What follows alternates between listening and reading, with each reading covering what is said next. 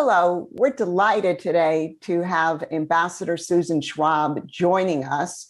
She is just a legend in the trade field. She's a friend, colleague, and mentor. She served as the U.S. Trade Representative from 2006 to 2009, a very busy time on the U.S. trade agenda, including her work on the Doha Development Agenda in the WTO, but also on a number of important bilateral free trade agreements. Susan was no stranger when she became USTR to the trade field. In fact, given her experience working for John Danforth as the legislative director and working on instrumental trade legislation in the US Senate, she brought an incredible amount of expertise and experience to her job as the US Trade Representative. So welcome, Ambassador Schwab, and thank you for joining us to share your experiences in your long and distinguished trade career, as well as the lead U.S. negotiator in a number of important trade negotiations. My first question to you, Ambassador Schwab, would be, can you just share with us the major trade negotiations you worked on when you served as the USTR? Well, thank you very much, Wendy. Thank you for inviting me. And let's be honest up front, which is a lot of what I know, I learned from you. We had a lot of opportunities to work together, and it was my pleasure and definitely to my benefit. So what negotiations did I work on? I started out as deputy USTR in 2005. So a year, right? For about a year, exactly. And some of the bilateral free trade agreements I worked on, I worked most intensively on, in fact, as deputy USTR. So, for example, the Peru-U.S. Free Trade Agreement, Colombia-U.S. Free Trade Agreement, Panama-U.S. Free Trade Agreement, and then Korea-U.S., where you were the lead, obviously lead negotiator. I was most involved in that as USTR. You mentioned the Doha Development Agenda. That occupied massive amounts of time. We can talk about that later if you want, but a lot of time, a lot of attention. Vietnam's accession to the WTO, Russia's accession to the WTO, and then launching the Trans-Pacific Partnership. It was a great deal, but did you sleep at all? Well, not so much. Then obviously a lot of disputes and dispute settlement. Some successful, some less successful as these things go. And then, of course, various other negotiations related, as I said, to disputes, but also in various fora, right? OECD, APEC, you've got sort of lesser, minor, but not unimportant negotiations going on in those fora. So that kind of thing. The answer is no, I didn't sleep much. We were all, well, as you know, none of us slept much and we were always jet lagged. Yeah, exactly. So you've extensive experience both on the bilateral front.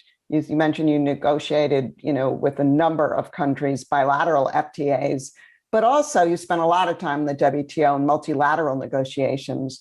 Which did you find more challenging? Did it depend on the day, or were there certain certain insights into those types of negotiations you could share with us? How are they similar? How are they different? Well, it depends on the country. I mean, it depends on the economy. Depends on the individuals you're negotiating with. It always depends on the individuals. And it might surprise people, but a lot of it has to do with the people. And people, by that I mean your counterpart. Whether it is your vice ministerial counterpart when you're vice minister, your ministerial counterpart when you're minister, and or that person's boss, the leader, right? The leader of the country. If the leader of the country is strongly backing that person, and that person wants to get it done, the leader wants to get it done, you've got a terrific combination if you've got the backing of your leader, whether it's multilateral or bilateral. But you're more likely to have that kind of thing in play in a bilateral or regional deal where everyone's bought into it up front, whereas in a multilateral deal, particularly when you're dealing, at the WTO where you've got so many different players, you're trying to reach consensus. Consensus, by the way, not meaning unanimity, but consensus, and particularly among the large players, all you need is one or two spoilers, either at the ministerial level or the ambassadorial level, and that can really block things. So whereas the multilateral negotiations, I believe, can yield the most benefits for the most economies, and same thing with the plurilateral. The more economies you have involved, the more issues you can cover potentially. The bilateral deals and the smaller plurilateral regional deals or sectoral deals, you got a fighting chance of getting it done, because generally you have countries coming together that really want to get the job done. And the U.S., negotiating with the U.S. is awful for any. You're laughing, and I suspect that's because you agree. We are really hard to negotiate with for a whole variety of reasons we can talk about, but we're difficult to negotiate with because of our politics, because of our process involving Congress, but also because we have a lot of demands. We want really high quality deals. And so we have made it a point over the years of only agreeing to negotiate bilateral trade agreements with countries that we felt were really committed to getting that done. And so once that comes together, you almost inevitably get the job done. Now, there's some that just didn't work out. You had change in government, or you got together and you explored the options and you concluded, maybe we won't get it done. But for the most part, those are rewarding because you get them done, because you're dealing with like-minded counterparts. So it's there are pluses and minuses on both sides. Mm-hmm.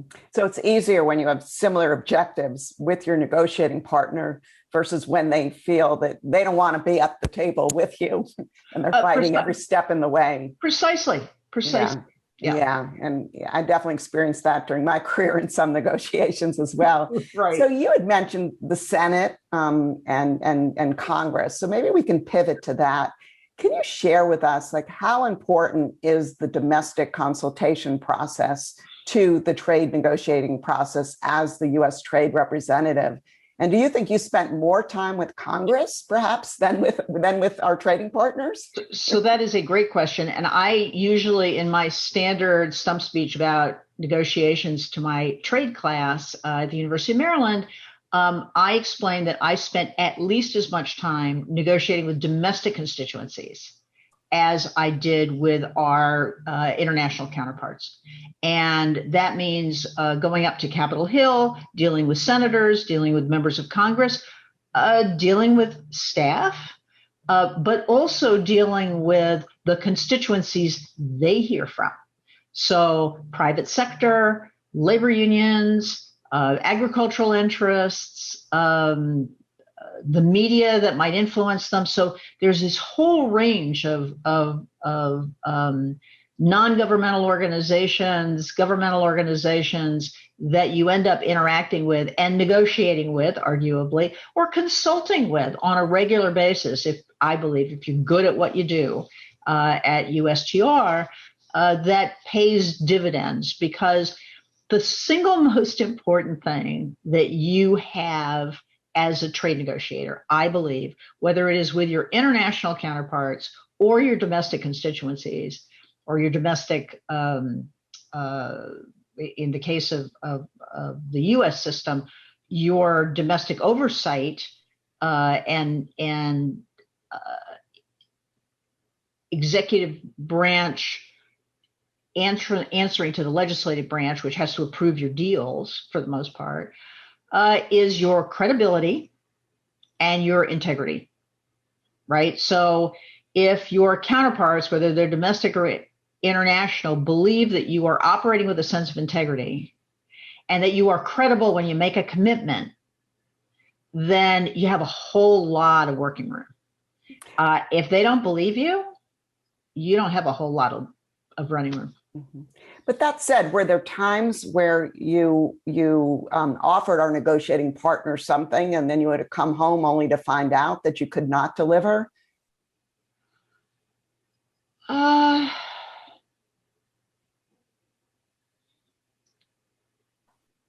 For the most part, I mean, yes, occasionally, but not often. I mean, I worked really, really hard at understanding my own political limitations and red lines. And I went up to the edge and over the edge to the extent that I was able to do that. Now, a lot of that, keep in mind, had to do with knowing I had the backing of President Bush. That was absolutely critical. And when I was deputy USTR, knowing I had the backing of Rob Portman, who was then USTR, I mean, you have to know that your leadership has your back and will go to battle with you. So, you know, occasionally you might get chastised for having given too much, or occasionally you might get chastised for not having gotten enough. But you know that that is being offset by other constituencies who are really happy with what you got, or who are a little dissatisfied. So a lot of it is trying to make sure that the internal trade-offs balance, because not everyone's going to be happy, but you want to make sure that nobody is too unhappy, and that those who are unhappy are going to be taken care of somehow, if those are legitimate gripes. And you also have to know, quite frankly, when you need to walk away from the table. I mean, so there were times we had to walk away from the table because we couldn't deliver what we knew we needed to deliver. So for the most part, I felt I had a pretty good sense of what I needed to deliver. It helped that I had spent 8 years working on Capitol Hill as a staffer earlier in my career, so I had a sense of it. Right. Because sometimes that is challenging for. Constantly. Yeah, you rely, as USTR, as you know, you rely on your congressional liaison people. You, in many cases, you're traveling with congressional staff or with interest group representatives. And when I say interest group, you know, people talk about special interests and lobbyists, but those special interest groups and lobbyists, they are also labor unions, and there are environmental groups. They're not just business people. They cut across the entire range of U.S. interests. And why was it important to take or to travel with these folks and invite them to the negotiations, not to the actual room, but to be in the same town as our delegations? So I will start by saying we didn't always invite them. They would show up.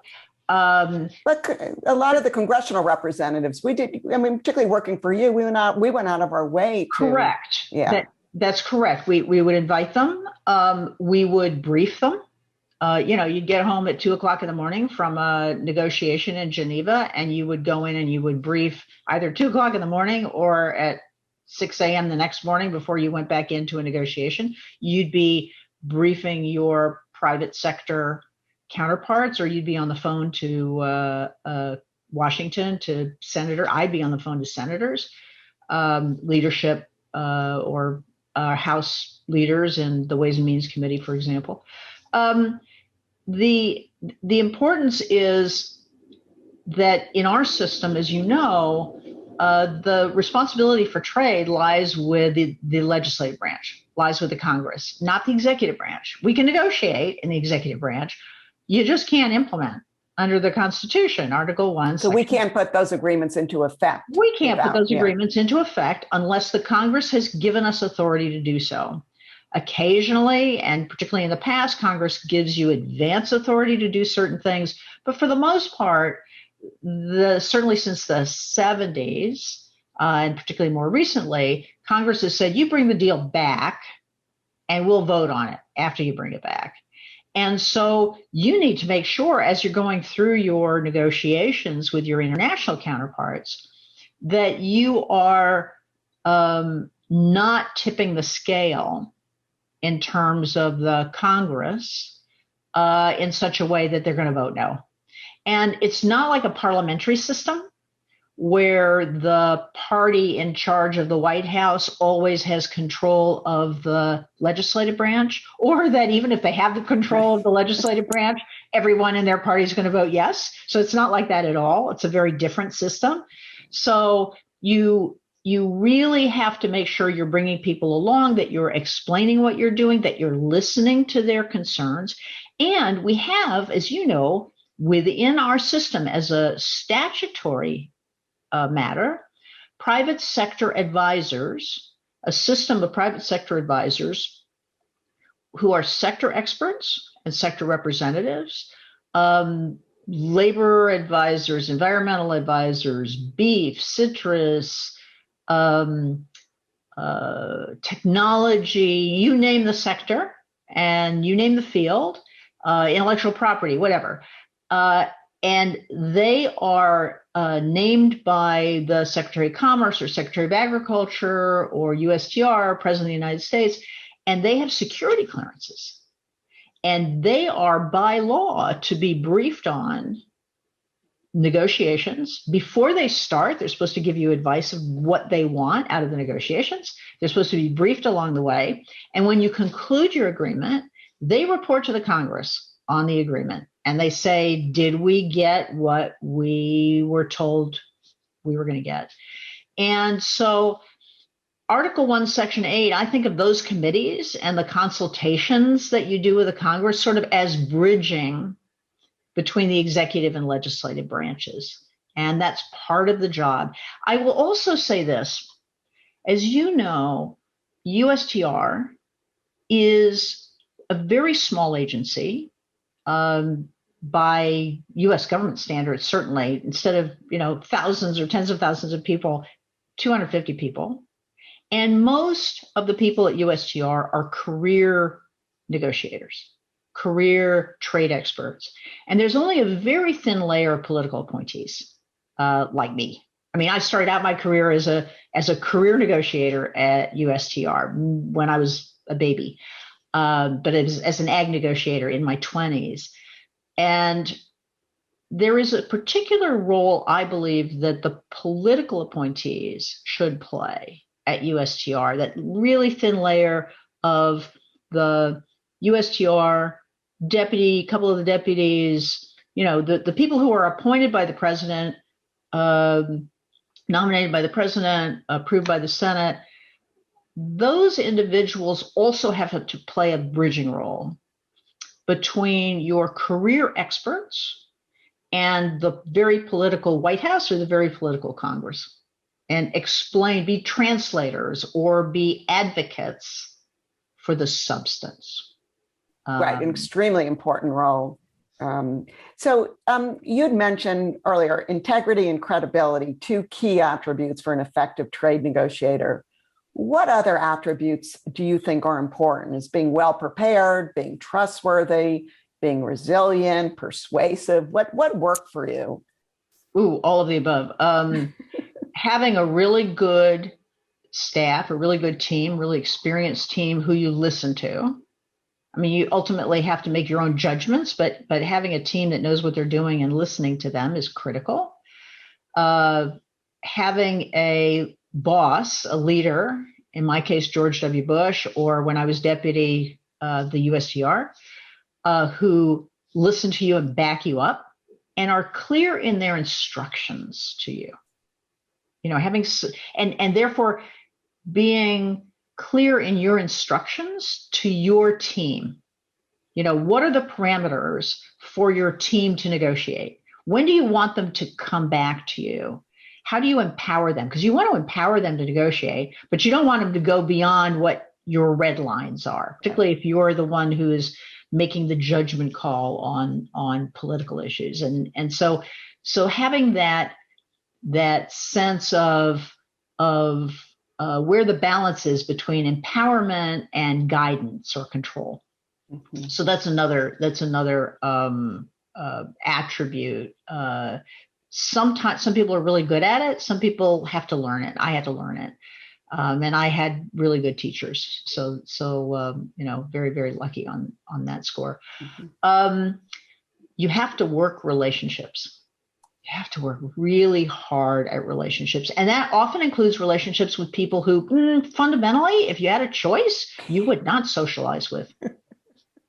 So you mean your counterparts here are people from the other team? Is that what you're talking about? All of the above. Yeah. Yeah. I mean, most of my counterparts, I loved spending time with.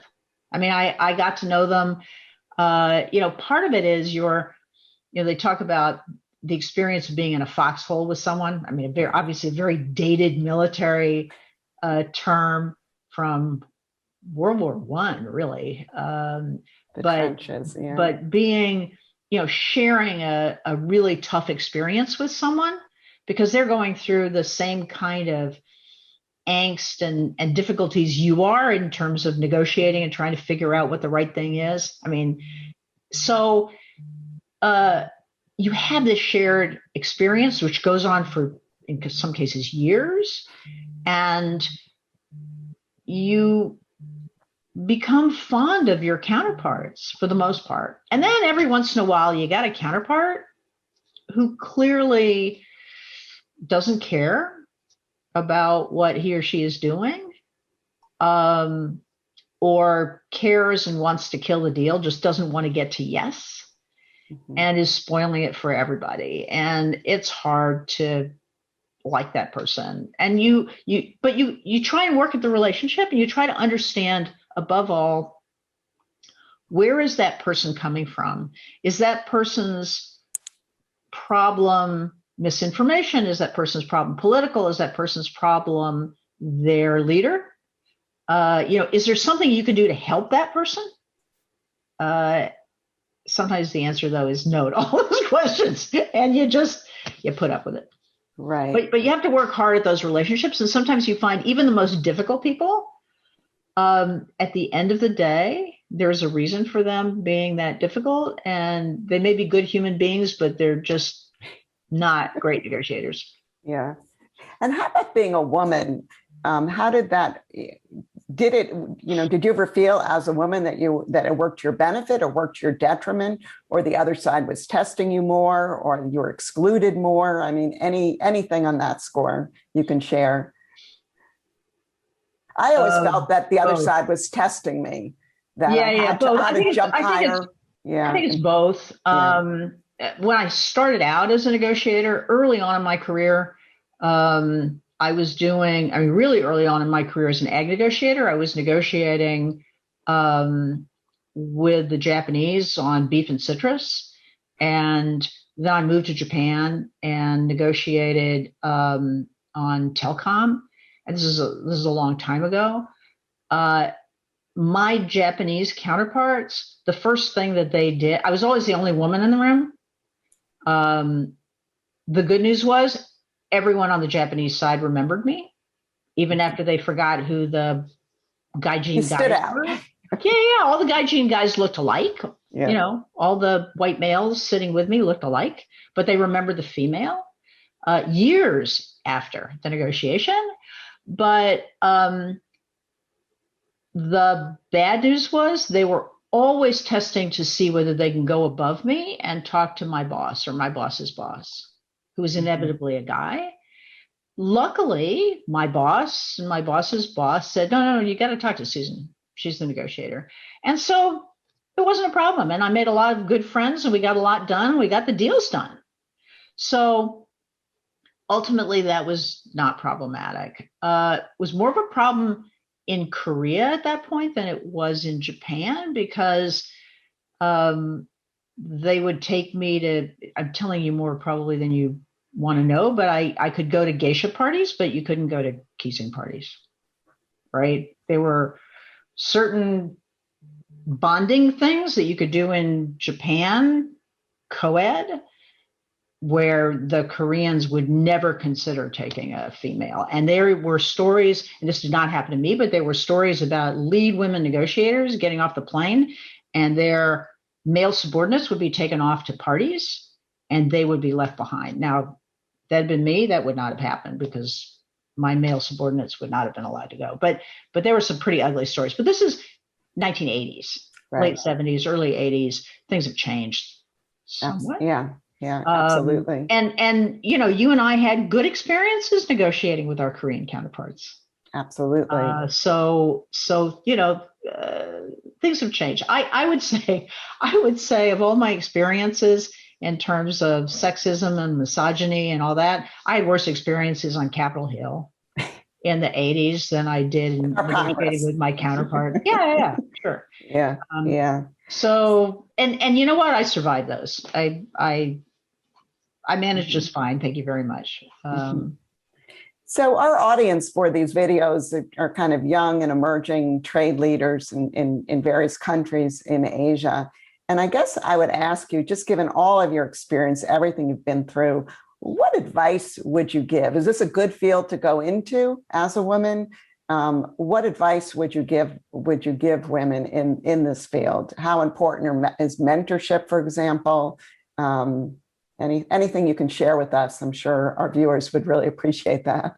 So I love this field. And I mean, you know this, and I suspect you do too. I just think this is a great field, and it's a great field for women. And I think it's a great field for women for a variety of reasons. It is a field that crosses so many other fields. Therefore, the barriers to entry are much harder, right? So it's much harder to keep women out of clubs when there is no individual barrier or license to get into the club, right? So a lot of trade policy people or trade negotiators are lawyers, but not all of them. And some of them are economists, and some of them are area experts, experts in Asia studies, experts in European studies, experts in North American studies, Latin American studies. Some of them started out as language experts. Some of them started out as experts in certain sectors, pharmaceuticals, agriculture. I started out I'm an economist, I'm not a lawyer. I started out studying development economics, and that was the reason that I took classes in international trade and agricultural economics. And that was how that's how I landed my first job as an agricultural trade negotiator. It never occurred to me that there was a field of agricultural trade negotiating or trade negotiating. But I sort of stumbled into it because I started out in other fields that were very complementary. So but that also makes it really interesting. So you can start out doing agriculture and then move into technology and then focus on intellectual property, labor rights. So there's so many flavors of trade policy, trade politics. You don't get bored. So you don't necessarily need to be an expert in one area. Correct. You can be a generalist, you can be an area specialist, you can be a specialist in one area. Mm-hmm. You could be a lawyer and do dispute settlement. You could, there are specialists and there are generalists. There are area specialists, there are trade specialists. So there are, as I said, there's so many different flavors and so many different intellectual backgrounds that can come into play. So in most countries, there is no common organizational chart from one country to the next. Our system is very different from the EU, is very different from the setup in Japan, is very different from the setup in Korea or Vietnam or Australia. Each country does it differently. And so meaning how they bureaucratically their structure. Yeah. That's right. Exactly. Yeah. And so there are opportunities to do trade policy usually in a lot of different agencies, a lot of different ministries that you can get involved in it. Now, not every government, very few governments, quite frankly, do you have the opportunity that we do in the States to move in and out of government or between agencies. You don't have that flexibility in a lot of countries, but you do in some countries. And that, from my perspective, is a lot of fun and creates a lot of opportunity.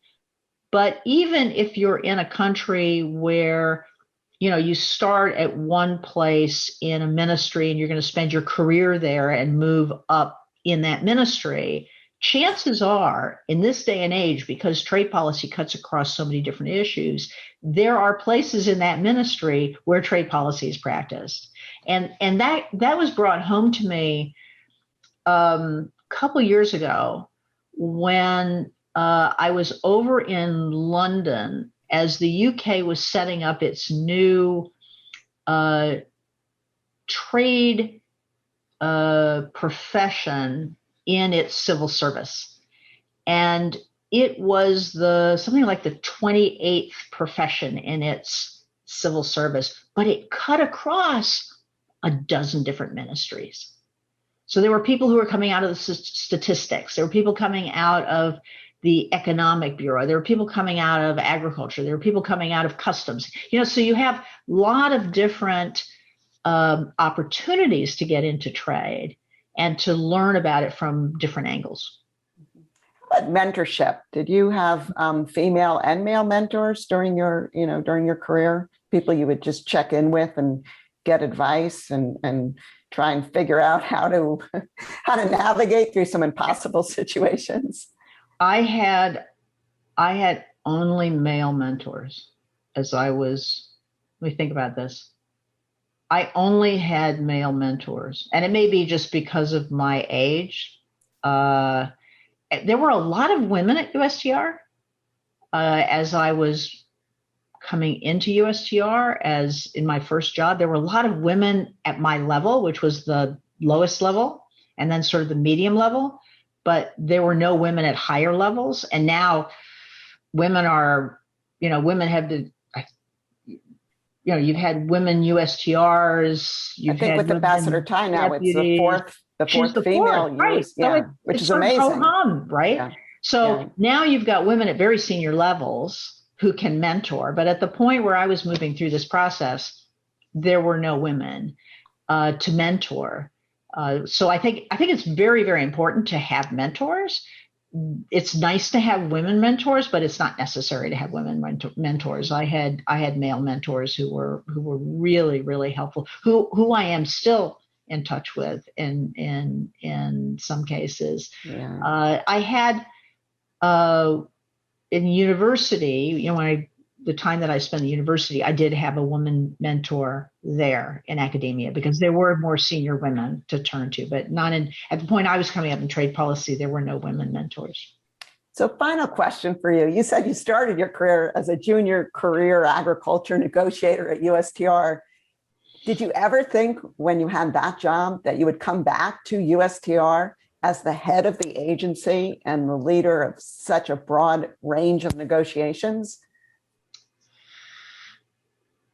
So here's a discrepancy. The answer is, I don't think so, but I have a couple of friends who say that I talked about it then. So I have a piece of paper that I found that when I was at USTR, which was then called the Office of the Special Representative for Trade Negotiations, and there were only 60 of us there. Who was the USTR at that point? Bob Strauss. Okay. It was the end of the Carter administration. So I'm dating myself, but anyway. You were a baby then. I was a baby. Exactly. I was a baby.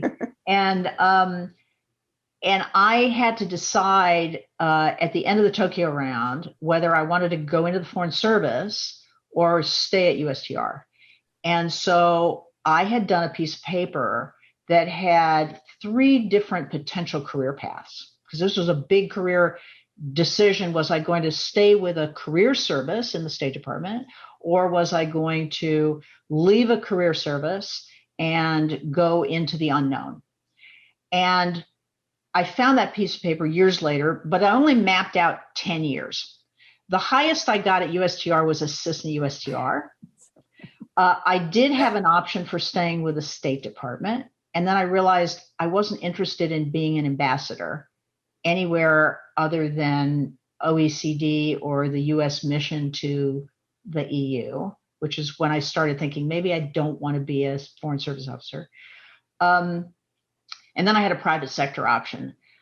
So I don't think I ever thought about coming back as USTR. But some of my friends teased me that I was that ambitious early on. So I don't Well, know. that's a great story. I'm glad that it worked out because I think working for you is, some of the highlights of my career, and you really guided me through a lot of negotiations. And in fact, something you said earlier, I think is really important, having bosses who have your back. And I always felt that when I negotiated, when you were USTR, you had my back, I had your mandate. And, that made me as a junior negotiator a lot more effective. So thank you.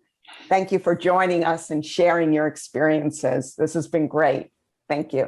My pleasure. Thank you, Wendy. And thanks for doing these series of interviews. I think it's a very exciting opportunity for young women coming into this field.